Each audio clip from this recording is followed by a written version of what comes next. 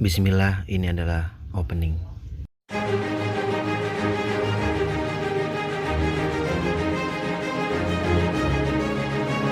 Assalamualaikum warahmatullahi wabarakatuh. Assalamualaikum warahmatullahi wabarakatuh.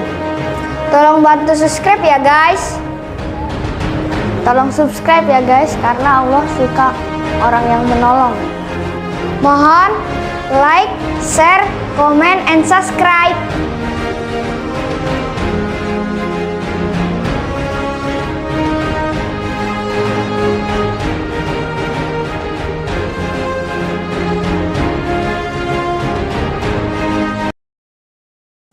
Assalamualaikum warahmatullahi wabarakatuh. Alhamdulillah, wassalatu wassalamu ala rasulillah Sayyidina Muhammad ibn Abdillah wa ala alihi wa sahbihi wa man walah, la hawla wa la quwata illa billah. Rabbi syrah li sadri wa yassir li amri wa hlul 'uqdatam min lisani yafqahu qawli, amma ba'du. Jamaah salat subuh yang dimuliakan Allah Subhanahu wa taala, alhamdulillah berkat rahmat dan karunia-Nya kita dapat berkumpul bersama di masjid ini dalam rangka menunaikan salat subuh berjamaah tambah sedikit kajian setelah salat subuh ini. Masih bersama Syu'abul Iman, masih bersama Kitabul Iman. Kita lanjut bab yang ke-9. Qala al-muallif rahimahullah wa nafa'ana bi'ulumihi fid dharaini amin. Babu halawatil iman.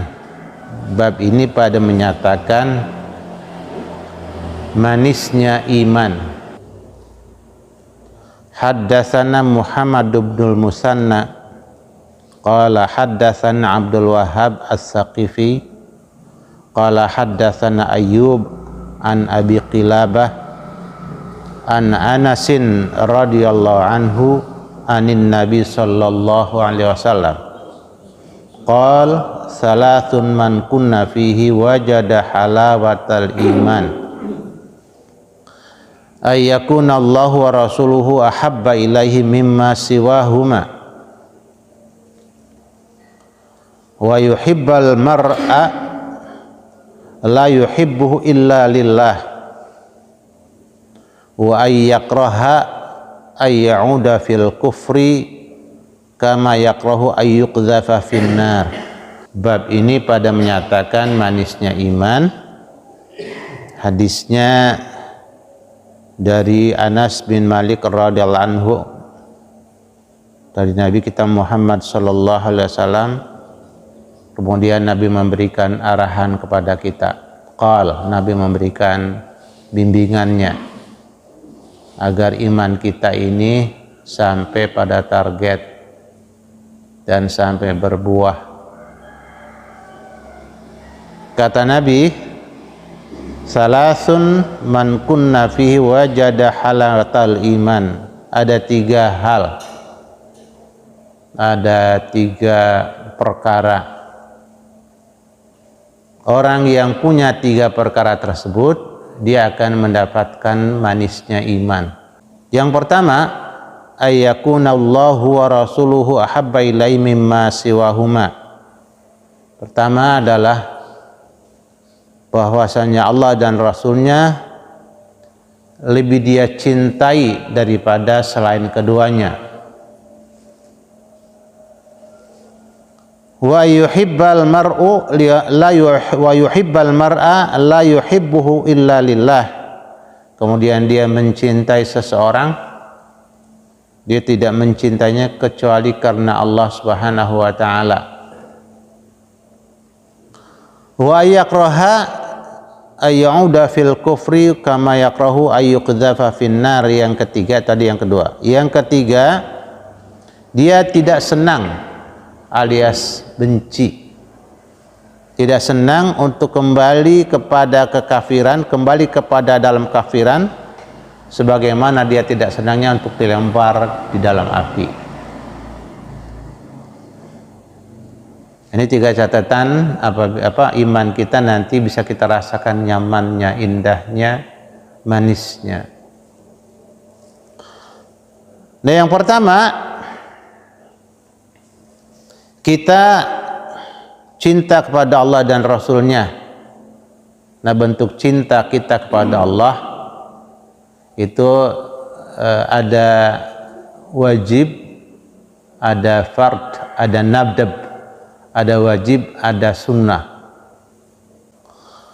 Bagaimana kalau cinta kepada Allah yang bentuknya wajib? Ya, kewajiban kita menjalani perintah-perintahnya yang wajib. Maka itu bentuk cinta kita kepada Allah. Nah, kalau kita menjalankan perintah-perintah Allah yang wajib ini, itu nanti akan muncul kemanisan dalam jiwa kita. Kita merasa tidak nyaman kalau tidak sholat, bahkan tidak tenang. Bahkan sholat pun kalau tidak dengan berjamaah, kita merasa tidak enak rasanya. Nah, kalau kita sholat di rumah, buat bapak-bapak itu sudah sholat, ya, tetapi ada rasa kurang nyaman. Nah, itu bentuk-bentuk cinta kita kepada Allah lebih. Kenapa? Karena sebenarnya kan setelah di pagi-pagi begini ini yang paling enak kalau senangnya kita tidur. Senangnya kita itu tarik selimut, apalagi kalau habis hujan. Wah, itu makin nikmat kita. Itu namanya cinta kita kepada diri kita, tidur. Karena tidur bagian dari kesenangan kita. Nah, kita cinta kepada diri kita melebihi cinta kita kepada Allah. Nah, ini nanti jadi iman kita dipertanyakan. Untuk itulah kita sekali lagi, karena kita lebih cinta kepada Allah, walaupun dingin, walaupun kita masih ngantuk, kita bangun, kita paksakan. Kita kadang-kadang kan lebih cinta kepada selain Allah. Tidak membuat jadwal, tidak membuat bel, tidak memasang alarm untuk kita bangun subuh. Tapi kalau dia ada janji, dia settingnya itu alarm, kemudian dia bangunnya begitu cepat, bahkan jerjepan kata orang sini. Tidurnya itu tidak nyenyak, jerjepan. Kenapa? Karena ada janji. Dengan siapa? Dengan seseorang atau dengan pekerjaannya. Nah, kemudian dia bangun kalau mau kerja. Tapi mulai tersebut tidak bangun. Ini pertanda imannya dipertanyakan. Padahal salat subuh itu bisa dia kerjakan di mana saja.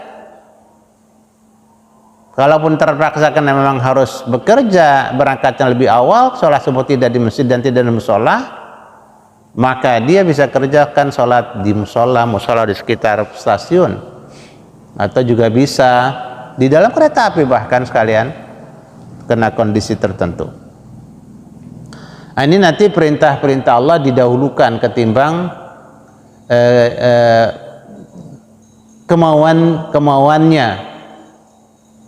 Nah, kalau sudah pada tahapan itu, maka dia akan mendapatkan kenikmatan hidup, ya, kelezatan hidup. Subhanallah, kita terasa pada saat kita tidak bisa sholat dengan berjamaah di masjid dan di musola karena ada sesuatu yang memang merintangi dan menghalangi kita, terasa nggak enak. Kita biasa melaksanakan pekerjaan agama ini yang sudah rutin kita kerjakan, kemudian ada tantangan dan rintangannya, rasanya Masya Allah nggak enak. Nah, cinta kita kepada Allah yang wajib tentunya tadi sekali lagi mengerjakan segala yang wajib. Nah, kemudian cinta kita pada Allah yang bentuknya sunnah, kita kerjakan yang sunnah-sunnah yang memang seperti salat qabliyah, ba'diyah, salat duha, salat witir, salat malam, salat tahajud. Nah, Itu bentuk-bentuk yang wajib. Kemudian juga nanti yang wajib sudah kita jelaskan beberapa kali, ada dua. Ada yang wajib kifai atau fardu kifayah, ada yang fardu ain. Fardu kifayah itu adalah kewajiban yang memenuhi kebutuhan, memenuhi kuota. Kuota kita masih sangat kurang ya untuk yang kelihatannya fardu kifayah ini, maka kita harus berusaha juga untuk melakukannya. Kenapa? Karena kelihatannya kan fardu kifayah itu hal-hal yang biasa, rutin. Kalau contoh sholat mayat, sholat jenazah, memandikan mayat, menguburkan mayat, itu sudah rutin. Tapi kebutuhan kita akan pabrik, itu fardu kifayah. Kebutuhan kita akan transportasi, itu adalah fardu kifayah. Kebutuhan kita akan alat-alat komunikasi, itu fardu kifayah, harus ada. Kebutuhan kita akan ilmu kedokteran, itu adalah fardu kifayah. Kebutuhan kita akan ilmu fisika, ilmu kimia, ilmu matematika, itu fardu kifayah. Tidak semua mesti bisa tentang matematik, tapi umat Islam itu harus ada orang-orang seperti Ibnu Sina. Kalau tidak ada, nanti yang buka mereka semua tentang ilmu kesehatan, ya kita kadang-kadang bertanya, apa benar kalau sudah dia masuk ruang ICU, kemudian sudah dipasang alat-alat darurat, tidak boleh ditemani oleh keluarga? Apakah benar kalau dia sudah seperti itu, keluarganya tidak boleh ada di samping? Padahal itu adalah suasana yang kritis. Harus ada yang ada di sampingnya satu orang minimal. Untuk apa? Kalau masuk pada titik kritis alias sakratil maut, maka ada ajaran yang harus disampaikan kepada orang yang sedang sakratil maut. Apa? Talqin kalimatul la ilaha illallah.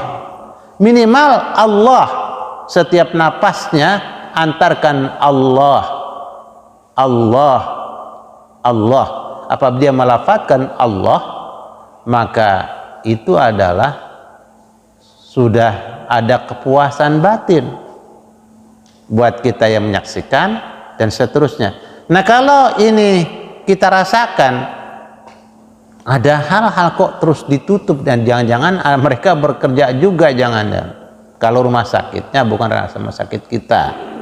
Disitulah kita perlu rumah sakit, kita perlu tenaga medis, sehingga betul-betul tenaga medisnya, dokternya itu dokter-dokter yang amanah, dokter-dokter yang memang jujur, ya, dokter-dokter yang betul-betul cinta kepada Allah dan Rasulnya. Nah, disinilah bapak-bapak umat Islam itu, jadi kadang-kadang kalau bicara masalah contoh fardu kifayah, sebatas ngurus mayat, memandikan, mengkafankan, menyolatkan, menguburkan. Dah. Tadi punya rumah sakit itu fardu kifayah. Ya subhanallah, kita rasakan kan betapa banyaknya kita, tapi masih sedikit kebutuhan kita dalam hal itu. Kita mau milih rumah sakit di Depok saja agak sedikit ribet. Ya, rumah sakit yang punya kita. Ya. Kalau udah rumah sakitnya, nanti dokternya kan, dokternya, tenaga medisnya itu harus ada. Kemudian ahli, itu jauh benar tuh bicara masalah fardu kifayah di urusan kesehatan atau di urusan ilmu kedokteran. Jadi anak-anak generasi umat Islam tuh harus ada yang ke sana. Harus ada, ya. Sudah memenuhi kebutuhan apa tidak, per kecamatan, apa per kabupaten atau per kota harus berapa rumah sakit kita. Tapi mereka berlomba yang buka mereka. Bahkan ada rumah sakit luar negeri buka di Depok. Orang Depok pada kemana? Ya. Luar negeri buka rumah sakit di Depok. Emang kita nggak bisa apa? Di situ tadi kena kesalahan persepsi atau anggapan, dipikir yang namanya fardu kifayah itu adalah kewajiban sekelompok orang dan dianggap bukan kewajiban kita pula. Subhanallah. Nah di sana makanya kita berusaha terus mendidik anak-anak yang memang kelihatan dari 4 anak ada yang ahli matematika yang tinggi, fisikanya bagus.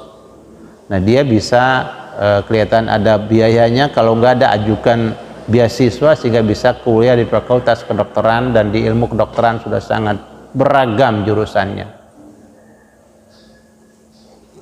Kemudian yang berikutnya termasuk fardu kifayah tadi buka pasar. Mereka buka pasar di mana-mana, Pak. Dengan layanan-layanan yang luar biasa. Dikasih AC, dan yang belanja kadang-kadang pakai baju koko di situ. Padahal bukan punya kita itu. Pakai jilbab. Ini kadang-kadang kemana kita? Padahal di situ ada fardu kifayah. Itu wajib kita kerjakan dan wajib punya, wajib tahu, wajib punya. Itu bentuk nanti cinta kita kepada Allah. Kenapa? Karena itu wajib. Kalau cinta kepada Allah kemudian itu tidak dikerjakan, sholat pasti wajib, wajib aini, wajib perorangan. Kemudian yang berikutnya tentu cinta kepada Nabi kita Muhammad sallallahu alaihi wasallam. Nah, cinta kita kepada Nabi Muhammad sallallahu alaihi wasallam pun kita sering ulang-ulang cinta kepada Nabi itu lewat lidah kita. Iya.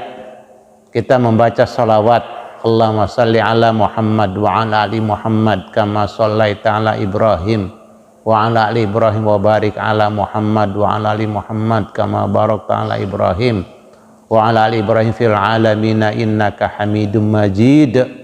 Ini adalah cinta kita lewat mulut kita, dan itu selawat yang paling tinggi stratanya dan tingkatannya. Ya. Nah, lidah kita membaca salawat tuh, lidah kita bentuk cintanya. Nah, kita wujudkan baca salawat kita dalam sholat maghrib 2 kali. Sholat isya 2 kali, kemudian sholat subuh 1 kali, sholat zuhur 2 kali, kemudian sholat asar 2 kali. 9 kali lidah kita mengucapkan sholawat kepada Nabi dalam sholat wajib. Nah, itu sudah nggak mau kalau bentuk cinta kita kepada Rasul tidak membaca sholawat dalam sholat, ya sholatnya nggak sah. Sampai begitu. Nah, ini namanya mahabbah yang wajib kepada Nabi. Wajib dibaca salawat itu, sampai kalau tidak baca tidak sah salat kita. Dalam salat yang sunnah, salatnya hukumnya sunnah, tapi salat itu bisa jadi tidak sah kalau salawat tidak dibaca. Nah, lidah kita dalam salat sunnah, masya Allah, rata-rata 1 kali. Setiap salat sunnah qabliyah 1 kali, ba'diyah 1 kali. Kemudian sholat witir 1 kali, dan seterusnya begitu kita baca.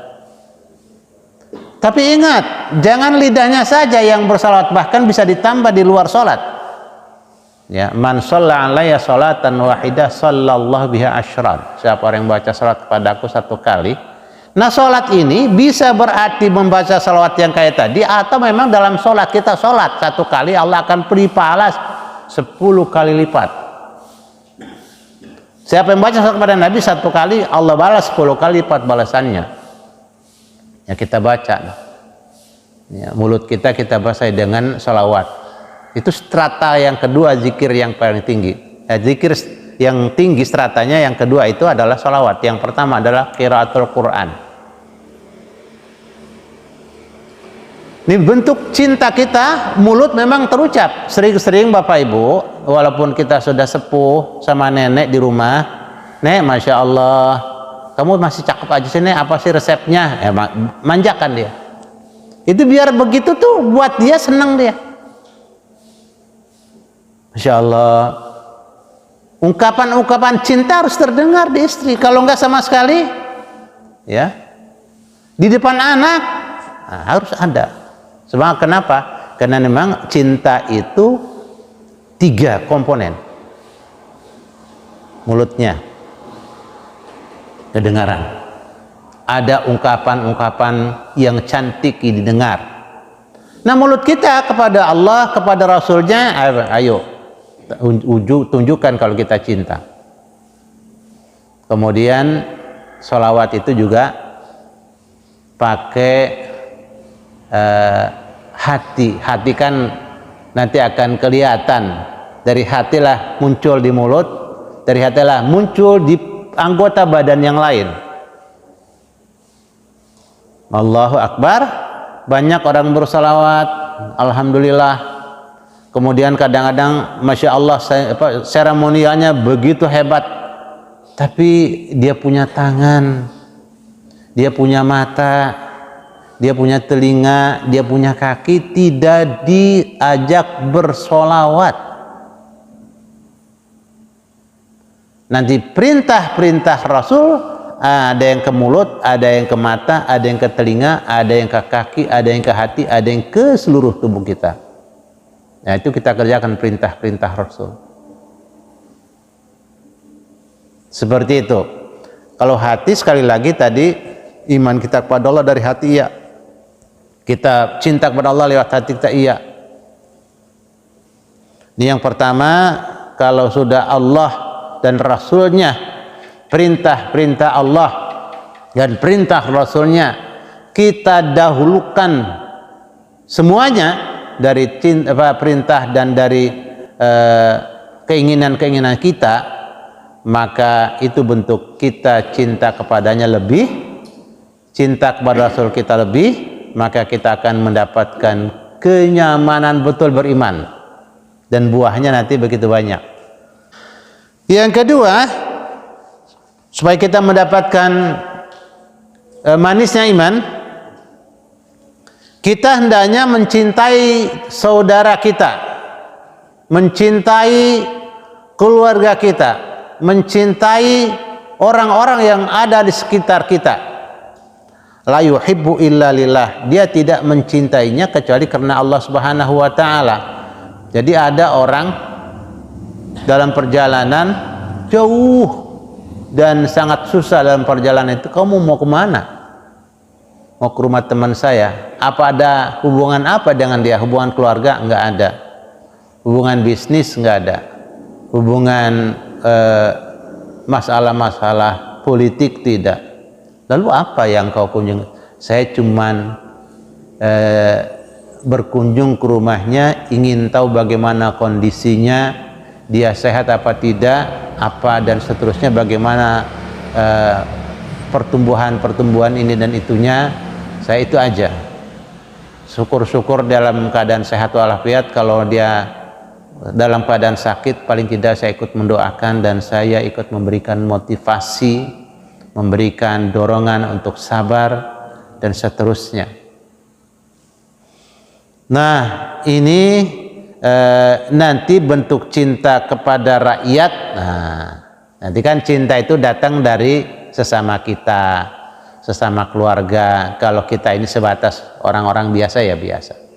Tapi kalau namanya pemimpin, dia bilang cinta sama rakyatnya, harus ada wujud cinta itu. Dan bukan karena pemilu, bukan karena zamannya membutuhkan suara. Enggak, dia sepanjang jadi pejabat, ya sepanjang itu pula dia bercinta kepada rakyatnya, senang pada rakyatnya, peduli pada rakyat, perhatian pada rakyatnya, dan bukan karena untuk dipilih. Nah, disitulah sahabat-sahabat Nabi Muhammad SAW perjuangannya dahsyat. Cintanya kepada Allah dan Rasulnya begitu tinggi. Khalid bin Walid radhiyallahu anhu berjuang, berjihad, panglima perang yang selalu menang dalam jihadnya. Satu saat karena sudah banyak perjuangan yang begitu luar biasanya pimpinan beliau dalam berjihad ini. Dan sampai di masyarakat itu siapa panglimanya? Khalid. Wah, kalau udah Khalid pasti menang. Padahal kemenangan itu kan bukan dari panglima, itu sudah salah persepsi atau salah anggapan. Maka oleh Umar bin Khattab radhiyallahu anhu di zaman beliau, Khalid bin Walid dipecat jadi panglima karena takut syiriknya iman atau rusaknya iman masyarakat. Kemudian di saat perang berkecamuk, dia berada di garda depan, dicolek oleh prajurit. Nah, jenderal, kalau bahasa Pak Jenderal, ya, Anda sudah dipecat jadi panglima. Dia bilang apa? Saya berjihad dan berperang bukan karena jabatan, bukan karena kedudukan, bukan karena apa-apa, tapi saya berjihad karena perintah Allah dan Rasulnya, dan cinta Allah dan cinta Rasulnya. Itu bentuk-bentuk cinta beliau, ya, karena memang karena Allah, ya. Nah, kita cinta dan senang kepada anak bagus, dan itu perintah Allah, tetapi karena Allah. Jangan karena cintanya sama anak salah. Tidur bangunkan, lagi subuh nih cinta, ya bangunkan kalau cinta. Terus ya percikan air di matanya, percikan air di kakinya, itu bentuk cinta. Kalau dibiarkan itu cinta yang salah, bukan cinta namanya cinta karena Allah, kasihan dia biarin. Enggak begitu. Cinta kepada istri, kalau dia melanggar aturan Allah dan Rasulnya, nah kita ingatkan, jangan begitu, dan seterusnya. Cinta kepada teman, senang kepada teman juga sama. Kalau emang kita cinta pada teman kita melakukan kesalahan, kita ingatkan. Kalau tidak bisa, pakai tangan orang lain, tolong dong teman saya dikasih tahu, kalau sama saya takut tersinggung, diatur sedemikian rupa. Cinta kepada para pemimpinnya, ya jangan buta. Kalau pemimpinnya salah, ingatkan. Jangan dibiarkan dia salah. Nah, ingatkan lewat surat. Kan ada sekarang ada SM nomor yang bisa dipakai, pakai WA, pakai Instagram, pakai ini, pakai itu. Ingatkan. Kalau sudah diingatkan berkali-kali, ya nanti lain lagi peringatan berikutnya pakai apa. Itu nanti dibaca bagaimana inkar terhadap kemungkaran, mengingkari kemungkaran kayak apa. Man ra'a minkum munkaran falyughayyirhu biyadihi.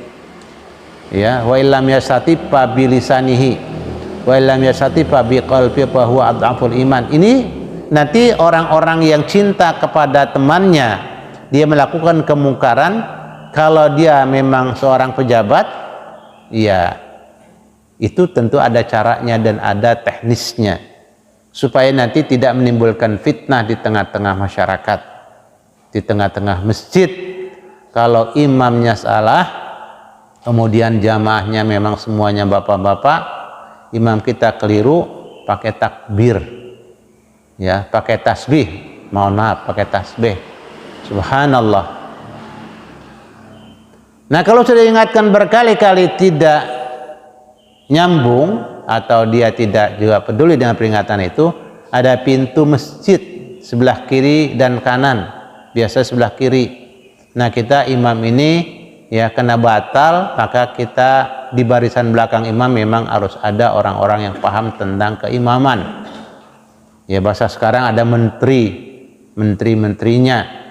Itulah mereka yang betul-betul nanti mengingatkan imamnya, ya, presidennya, rajanya, supaya nanti raja kan manusia, raja, presiden manusia, bisa saja nanti salah dan kelupaan, jangan dibiarkan.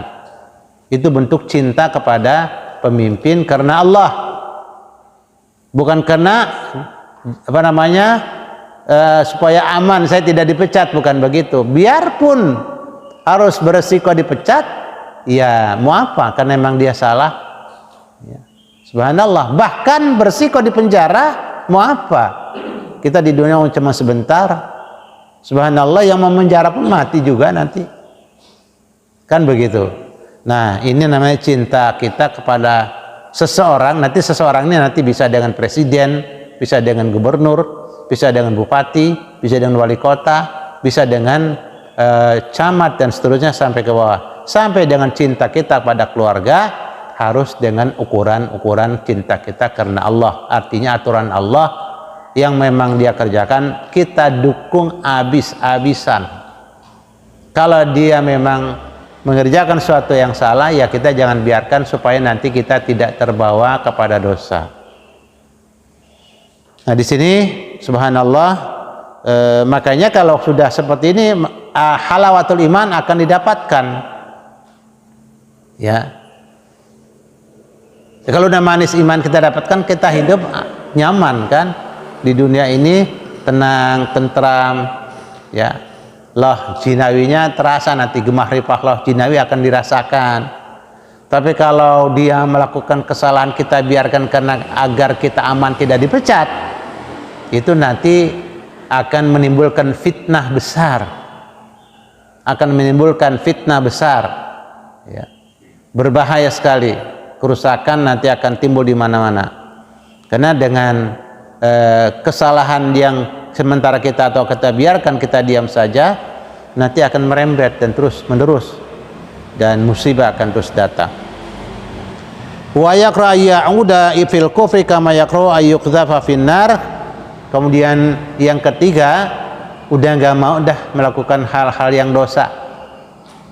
Ya, kita berusaha terus mendengarkan suara-suara yang enak, yang halal, dan apalagi yang memang naik sunnah, naik lagi yang wajib kita dengarkan. Maka telinga kita nanti begitu ada suara yang haram nggak betah, matiin dah.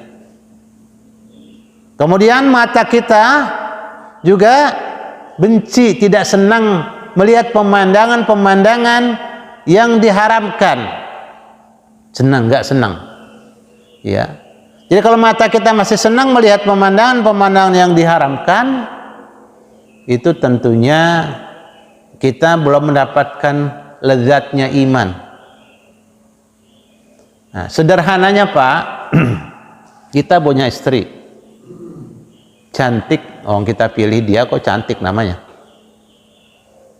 Kalau kita mata ini tidak dibatasi, setelah kita punya istri yang cantik itu, ya, mata kita setiap lihat ada perempuan cakep di jalan, gambar perempuan dilihatin aja, itu kan nggak boleh, jadi haram. Nah kalau seperti itu nanti istri kita nggak kelihatan. Anak-anak kita yang sedang tumbuh, masya Allah nggak kelihatan pula. Kenapa? Karena mata kita itu melihat yang diharamkan, maka keimanan tidak muncul. Tapi kalau kita jaga terus yang diharamkan, maka keharmonisan di rumah tangga, istri sama suami, suami sama istri, anak sama ayah, ayah sama anak, ayah sama anak-anak sama ibunya, ibunya sama anak-anaknya, itu sinergi cintanya, cintanya, maka manislah keluarga itu, maka nikmatnya berkeluarga luar biasa. Tapi na'udzubillah, matanya jelalatan terus, padahal istrinya cantik, ya nggak dapat kemanisan itu. Nggak dapat kemanisan berkeluarga, nggak dapat kemanisan sholat, nggak dapat kemanisan berpuasa, nggak dapat kemanisannya ibadah. Nah ini semuanya kita jaga supaya kita enak. Coba aja buktikan kalau Bapak 5 waktu sholat berjamaah, dicoba 1 hari 1 malam, berjamaah 5 waktu, kemudian sholat qabliyah dan ba'diyah terkerjakan semua. Kemudian hari itu Bapak coba untuk tidak mendengarkan suara yang diharamkan, tidak melihat pemandangan yang diharamkan, kemudian istirahat yang baik, makan yang baik, insya Allah itu ada ketenangan yang sangat luar biasa dalam jiwa. Bapak salat subuh ketinggalan, kemudian duhur juga malas-malasan, itu yang ada badan kita tuh nggak nyaman, nggak tenang. Kenapa? Karena tadi nggak ada kemanisan. Nah kalau nggak ada manis, pahit semua gimana? Kan bagaimanapun seseorang kena gula, dia tetap tidak boleh meninggalkan gula sama sekali. Ya, dia kena gula nih, nggak boleh totalitas dia tidak minum, tidak konsumsi gula. Nah orang-orang yang kena gula atau kena diabetes, dia tetap butuh gula, tapi gulanya gula yang dari buah-buahan. yang memang gula original. Makanya banyak orang mengganti dah konsumsi gulanya ya lewat korma, lewat pisang, ya. Karena memang gula itu adalah power, gitu. Nah kalau nggak ada manis-manis pahit semua, musibah. Musibah bisa drop, kalau drop ya sudah. Nah, bukan berarti kalau dia diabetes atau kena penyakit gula terus dia tidak mengkonsumsi gula, nah tetap dia butuh gula. Nah kalau ada manis-manis kayak gitu hidup. Kalau nggak ada manis, ya, nah iman ini nanti bisa kita nikmati betul hidup ini jadi bahagia karena tadi semuanya terkerjakan perintah Allah yang wajib dan yang sunnah, alhamdulillah, walaupun tidak semua tapi ada beberapa. Kemudian yang diharamkan kita tinggalkan, maka subhanallah itu akan betul-betul nyaman hidup ini, selamat, tentram dan indah, ya, indah. Nah kalau udah namanya pahala itu seperti manis, pahala itu nanti kaitannya dengan iman, tapi dosa kaitannya dengan syirik, dengan kufur, dengan yang membuat kita jadi tidak nyaman. Nah, itulah kata Nabi, al-ismu ma haka fi sadrika wa karita ayat tali alaihin nas. Al-birru husnul khuluq. Yang namanya yang baik itu adalah bagusnya akhlak dan budi pekerti.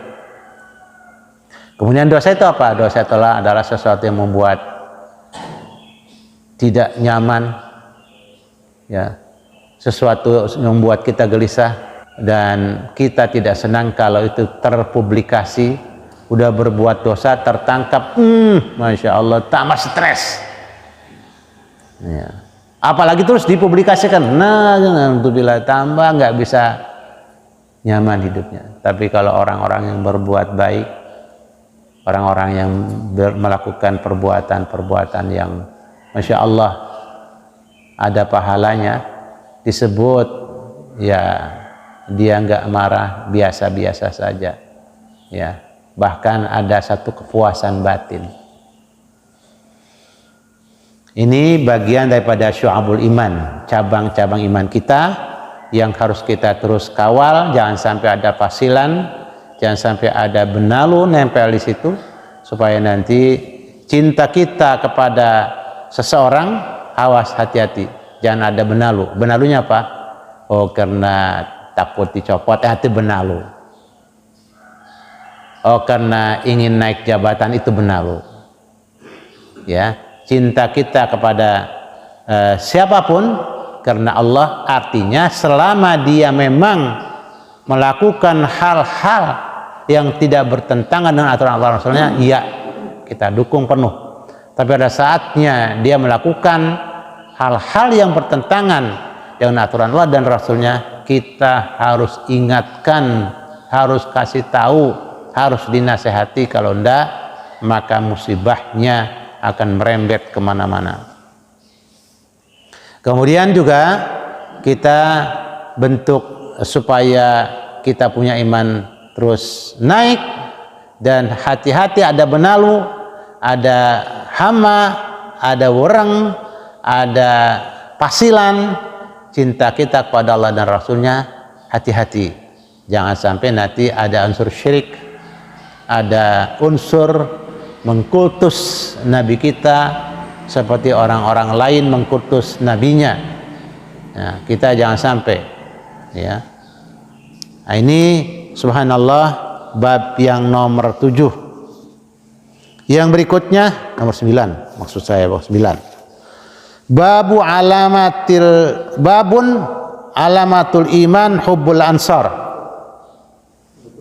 Bab yang berikutnya, tanda-tanda orang yang beriman, tanda-tanda dia punya iman, dia cinta kepada para orang Ansor. Orang-orang Ansor itu alalnya itu di situ adalah alil ahdi, artinya penolong-penolong. Penolong siapa? Penolong Allah dan Rasulnya, penolong Rasulullah SAW, pejuang-pejuang yang memang menegakkan agama Allah dan membela sunnah-sunnah Rasulullah Sallallahu Alaihi Wasallam. An Abdullah bin Habr qala sami'tu Anasan radhiyallahu anhu anin Nabi sallallahu alaihi wasallam qala ayatul iman hubbul ansar wa ayatun nifaq bughdul ansar. Tanda-tanda keimanan kita kepada Allah dan Rasulnya itu cinta kepada penolong-penolong Allah dan Rasulnya. Siapa penolong Allah? Ya para ulama, para habaib, para sahabat Nabi, para nabi dan rasul. Mereka itu adalah penolong Allah. Artinya mereka yang memang berjuang untuk membela agama Allah. Ya kalau al-Islam ya'lu wa la yu'la alai, Islam itu tinggi. Walaupun tidak dibela, Islam tetap tinggi. Walaupun tidak dipeluk oleh orang, ya Islam tetap tinggi. Tapi nanti kaum muslimin kalau dia tidak berpegang teguh, bersandar kepada sandaran yang kuat, maka dia akan roboh bersama roboh yang disandarkan. Nah, bagaimana caranya kita jadi tinggi? Bagaimana caranya kita jadi kuat? Ya sandaran kita harus kuat. Sandaran kita harus kuat dan pegangan kita kepada yang tinggi supaya kita jadi tinggi. Apa? Al-Islamu ya'lu, Islam itu tinggi. Wala yu'ala alaih, dan tidak bisa ditinggikan atau dikalahkan oleh agama apapun. Dengan catatan orang Islamnya nanti supaya jadi tinggi, ia pegang Islam kuat-kuat. Nah sekarang ini aliran begitu banyak. Banyak bahkan ketika dia ngomong salah, ngeles dia. Semua agama itu benar, ya enggak dong Pak. Semua agama yang itu benar enggak benar Bapak. Kalau semua agama itu benar, kenapa ribet-ribet harus pegang Islam misalnya? Saya mau yang sholatnya seminggu sekali aja dah. Islam sholat 1 hari 5 kali, ya ribet bener. Enggak, semua Islam itu semua agama itu benar, itu adalah ungkapan yang keliru dan itu orang-orang liberal. Ya, dan kita harus yakin inna dina indallahil Islam. Itu kita ngomong di saudara-saudara kita di kaum muslimin. Sesungguhnya agama yang diterima di sisi Allah adalah agama Islam. Agama yang lain, ya menurut keyakinan kita tidak diterima. Kalau kita bilang agama yang juga diterima di sisi Allah, ya itu nggak benar pula.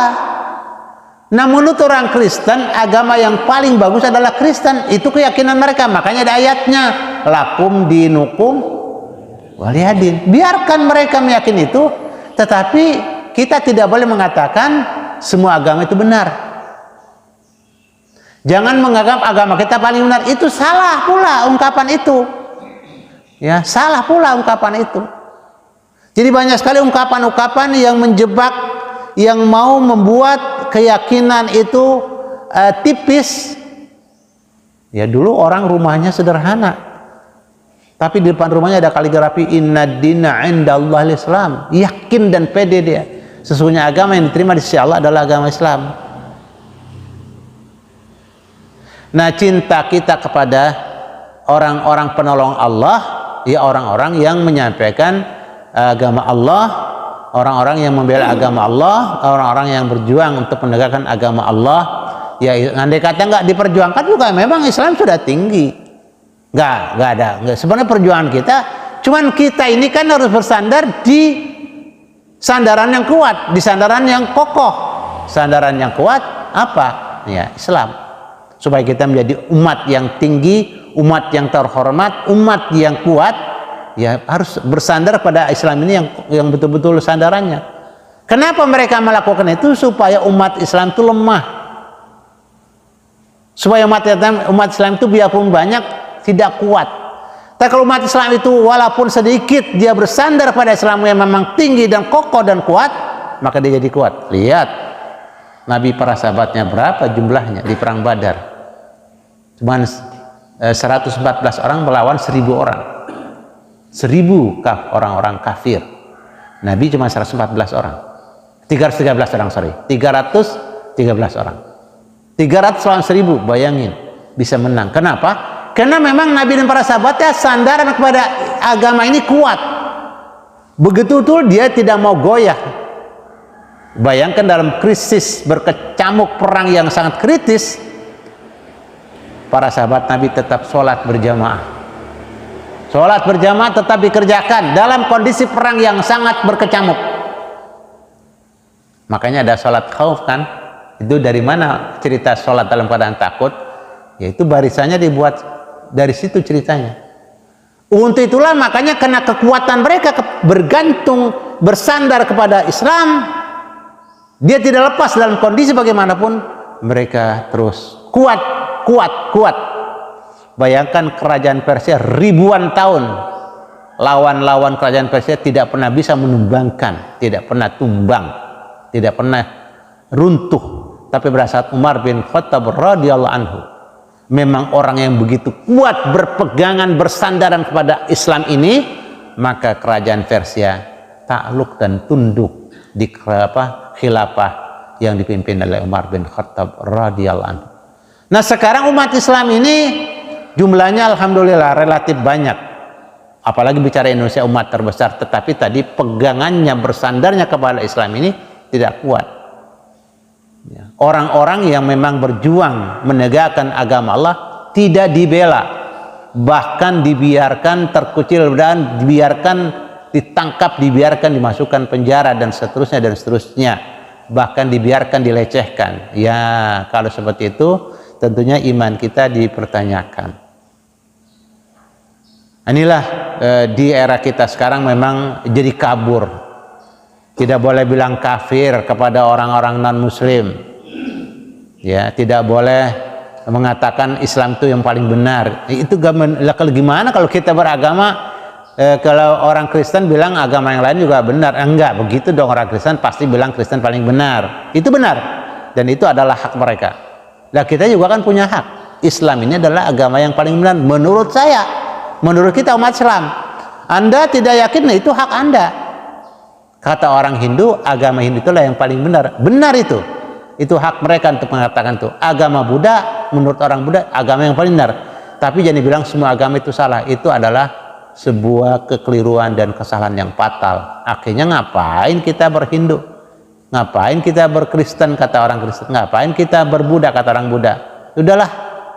Dan di situ ujungnya memang mendorong kalau semua agama benar, ya udahlah. Kita cari yang paling gampang aja dah, begitu. Yang paling menyenangkan aja dah, begitu. Nah, cinta kepada orang-orang yang bela Nabi, cinta kepada orang-orang yang membela agama Allah, itu adalah tanda kita masih ada iman. Kalau kita malah cuek, tidak peduli kepada para guru, para kiai, para asatid, mereka yang istiqomah menyampaikan risalah Islam, kita biarkan terlunta dan mereka kita biarkan dilecehkan, nah kita iman kita dipertanyakan. Makanya kita salut dan kita harus memberikan doa kepada mereka yang berjuang untuk itu, minimal itu. Halusnya kita juga ikut terlibat dan ikut aktif, bukan sebatas doa. Demikianlah dua hadis yang kita sampaikan. Hadis yang nomor 16 dan 17, insya Allah Sabtu depan kita sampaikan hadis berikutnya untuk masalah keimanan kita supaya tetap segar dan sehat dan akhirnya bisa berbunga dan berbuah dan mendatangkan buah yang bisa dinikmati oleh kita dan oleh orang-orang yang ada di sekitar kita. Hadanallahu wa iyyakum ajmain. Assalamualaikum warahmatullahi wabarakatuh. Tolong subscribe